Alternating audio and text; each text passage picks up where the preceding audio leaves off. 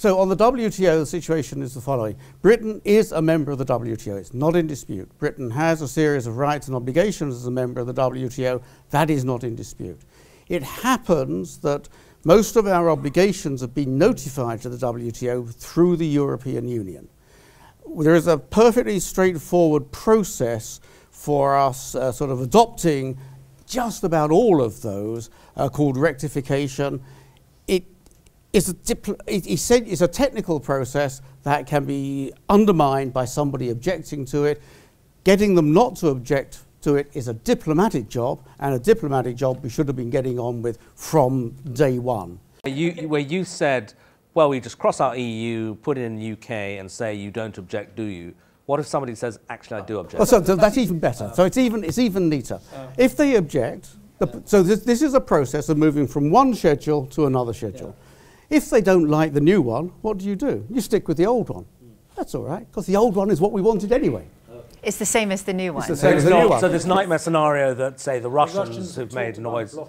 Yeah, they can block it. And so the WTO is a very pragmatic sort of organisation. When the European Union enlarged in 2004, it took these tariff rate quotas and it said, look, we're a bit bigger now, we'll give you a bit more of a tariff rate quota.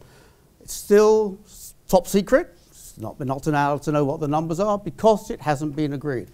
Nonetheless, trade has carried on, year after year. The point is, if the Russians said, we don't like this new, we don't like this new thing, we demand a negotiation, we say, yeah, sure, we'll negotiate with you, and we negotiate.